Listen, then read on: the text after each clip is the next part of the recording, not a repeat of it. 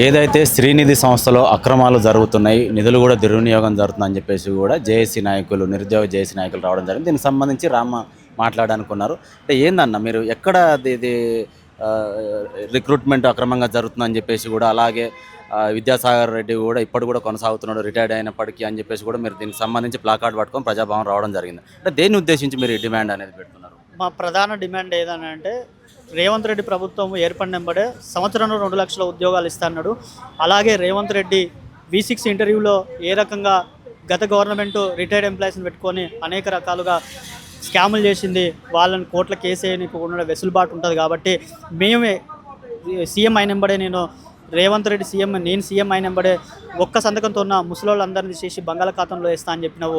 నువ్వు ఈ రోజు వరకు కూడా 14 సంవత్సరాలుగా కొనసాగుతున్న విద్యాసాగర్ రెడ్డి అనే వ్యక్తిని ఈ రోజు వరకు కూడా మీరు రిటైర్డ్ 2011లో రిటైర్డ్ అయినా కూడా ఇప్పటి వరకు తొలగించకపోవడము మీ కమ్యూనిటీ అని చెప్పేసి మేము అడుగుతున్నాము. ఖచ్చితంగా మీ కమ్యూనిటీ అనే ఉద్దేశంతోన తూతు మంత్రంగా రిటైర్డ్ ఎంప్లాయీస్ని తీసేసి దాదాపు 6,000 మంది ఉన్నారని చెప్పినారు మీరే. తర్వాత తీసేసిన తర్వాత శాంతికుమార్ కమిటీ వేసిర్రు, మాజీ సిఎస్ ఆధ్వర్యంలో శాంతికుమార్ కమిటీ వేసిర్రు. శాంతికుమార్ కమిటీ ఆధ్వర్యంలో 1,100 మంది ఇప్పటికీ కూడా రిటైర్డ్ ఎంప్లాయీస్ కొనసాగుతున్నారు. అందులో 75% పైగా మీ కమ్యూనిటీకి చెందిన వాళ్ళే ఉన్నారు. ఇప్పటి కూడా మొన్న కూడా ఇరిగేషన్ డిపార్ట్మెంట్లో, తర్వాత మిషన్ భగీరథలో మీ సామాజిక వర్గాలకు మాత్రమే ఎక్స్టెన్షన్ కొనసాగిస్తున్నారు. ఆ శాఖలో పనిచేసే ఉద్యోగులకు ప్రమోషన్లు లేక అదే స్థానంలో రిటైర్మెంట్ అయ్యే సిచ్యువేషన్ వస్తుంది. మళ్ళీ వాళ్ళకు కూడా ఎక్స్టెన్షన్ ఇవ్వవు, నువ్వు పై వాళ్ళకు మాత్రమే ఎక్స్టెన్షన్ ఇచ్చి లక్షల్లో జీతాలు ఇచ్చి రిటైర్డ్ ఎంప్లాయీస్కు బెనిఫిట్స్ ఇవ్వకుండా ఏ రకంగా ఈ విద్యాసాగర్ రెడ్డి కానీ ఈ పెరాలసిస్ వచ్చిన ఈ వ్యక్తికి 5 లక్షల జీతం నెలకి ఇచ్చి మా నిరుద్యోగులు పొట్టగొట్టడం వాస్తవం కాదా రేవంత్ రెడ్డి? అదే రకంగా శ్రీనిధి సంస్థలో అనేక అక్రమాలు జరుగుతున్నాయని గత 4 సంవత్సరాల నుంచి ఈ ప్రజాభవన్లో ఇదే ప్రజావానికి విన్నవించుకుంటే కూడా కనీసం యాక్షన్ టేకన్ రిపోర్ట్ ఇవ్వలేని దుస్థితిలో మీరు ఈ ప్రజాభవన్లో పెట్టినటువంటి ప్రజాభవన్ వినతులు ఉన్నాయని చెప్పేసి మేము ఈ సందర్భంగా తెలియజేస్తున్నాము. ఖచ్చితంగా విద్యాసాగర్ రెడ్డి యొక్క అక్రమాలపైన వచ్చినటువంటి జీవో 523 ఎంక్వైరీ గత గవర్నమెంటే చేసిందని మీరు చెప్పిర్రు. గత గవర్నమెంట్లో CSR ఫండ్స్ దారి మళ్లించిండ్రు, SC/ST సబ్లాంటి దారి మళ్లించిండ్రు.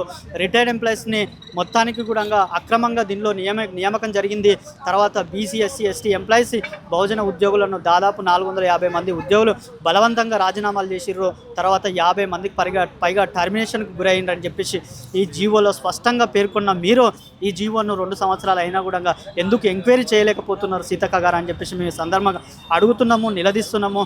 ఖచ్చితంగా ఈరోజు ఏ రకంగా జీవో 523 పెట్టుకొని మళ్ళీ ఇది 2024 సెప్టెంబర్ 13లో వచ్చిన జీవో 523 ఎంక్వైరీ మళ్ళీ 2024 అక్టోబర్ 10ల విద్యాసాగర్ రెడ్డికి ఏ రకంగా మీరు రిన్యువల్ ఇస్తారని చెప్పేసి మేము అడుగుతున్నాం. మీరు రిన్యువల్ ఇస్తుర్రు అని అంటే ఖచ్చితంగా విద్యాసాగర్ రెడ్డి దాచుకున్న మూటల్లో మీకు వాటా ఉందని చెప్పేసి మేము ఈ సందర్భంగా డిమాండ్ చేస్తున్నాము. ఖచ్చితంగా మీరు వాటా ఉంది కాబట్టి ఈ ఎంక్వైరీ చేయలేదు ఇప్పటి వరకు. 2 ఇయర్స్ అయినా కూడా ఇప్పటికీ 5 ఎంక్వైరీలు జరిగినవి, ఒక్క ఎంక్వైరీ కూడా ముందుకు జరగని స్థితిలో ఉందంటే ఈ విద్యాసాగర్ రెడ్డిని ఈ ప్రభుత్వం ఏ రకంగా కాపాడుతుందో తెలంగాణ ప్రజలు గమనించాలని చెప్పేసి మీ సందర్భంగా తెలియజేస్తున్నాము. అదే రకంగా మళ్ళీ రిటైర్డ్ ఎంప్లాయీస్ని తీసేసిన ఈ రేవంత్ రెడ్డి ప్రగల్భాలు పలికిండు. మానవతా రాయి కూడా మేము రిటైర్డ్ ఎంప్లాయీస్ని తీసేసినామని చెప్పిండు. తీసేసినామో మానవతా రాయికి వచ్చి సమాధానం చెప్పాలని చెప్పేసి మేము డిమాండ్ చేస్తున్నాం. తెలంగాణ నిరుద్యోగుల తరపు నుంచి రిటైర్డ్ ఎంప్లాయీస్ తీసేసిన మళ్ళీ విద్యాసాగర్ రెడ్డికి మళ్ళీ 1.5 ఇయర్ ఎక్స్టెన్షన్ ఇవ్వడం అనేది ఎంత అరాచక పాలనకు దారితీస్తున్నా అనేది తెలంగాణ ప్రజలు గమనించాలి. దానికి సంబంధించిన అన్నిటిని కూడా జీవో 523 ఎంక్వైరీది, దానికి రిన్యువల్ ఇచ్చిన డాక్యుమెంట్స్ ఇవి, శ్రీనిధిలో 2,000 కోట్ల స్కామ్ జరిగిందానికి సంబంధించిన డాక్యుమెంట్ పత్రాలు అన్నీ కూడా మనం తీసుకొని ప్రగతి భవన్కి రావడం జరిగింది.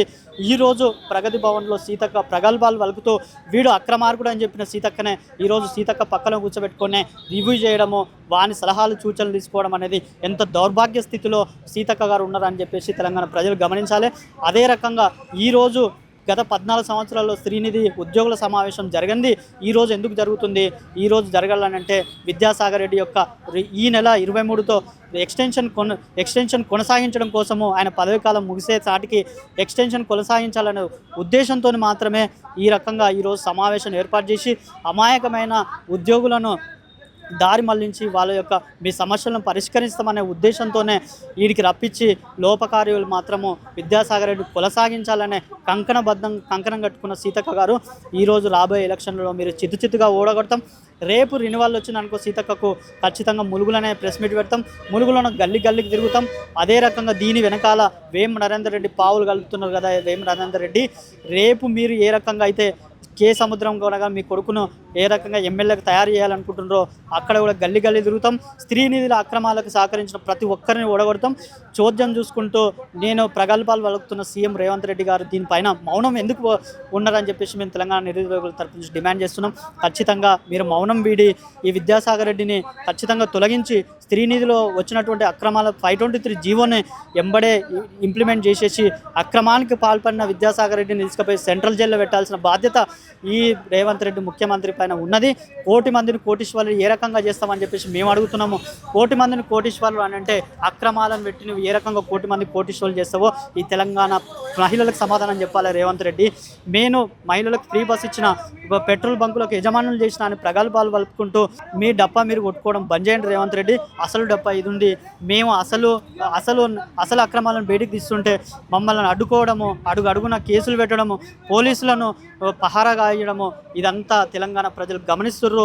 రాబోయే రోజుల్లో మీరు ఎట్టు పరిస్థితులు అన్నా ఈ తెలంగాణలో మీరు అది గెలిచే పరిస్థితి లేదు. మిమ్మల్ని ప్రజాక్షేత్రంలో ఎండగడతాము. ఇలాంటి అక్రమాలను పదే వెలికి తీసి తెలంగాణ ప్రజలను ఈ డిజిటల్ మీడియా ద్వారా మేల్కొల్పే బాధ్యత తెలంగాణ నిరుద్యోగులుగా మేము తీసుకుంటాము. అదే రకంగా రేవంత్ రెడ్డికి మేము పదే చెప్తున్నాము. మీ కమ్యూనిటీకి మీ సామాజిక వర్గానికి చెందిన వాళ్ళని పెంచి పోషిస్తున్నావు. మీ కమ్యూనిటీ ద్వారానే మీరు సీఎం కాలేదన్న విషయం మీరు గమనించాలి. ఈ కుర్చీ తొక్కుంటూ వచ్చినాను మీరు ఏ రకంగా అయితే చెప్పుకుంటారో ప్రజలు ఓట్లేస్తే వచ్చిర్రో మీరు ప్రజలను తొక్కిర్రా మీరు అని మేము సందర్భంగా క్వశ్చన్ చేస్తున్నాము. దయచేసి రేవంత్ రెడ్డికి ఇప్పటికైనా మేము విజ్ఞప్తి చేస్తున్నాము. మీరు ఖచ్చితంగా ఈ స్త్రీనిధిలో జరుగుతున్నటువంటి అవకతవకలపైన ఎంక్వైరీ జీవో తక్షణమే ఇంప్లిమెంట్ చేయాలి.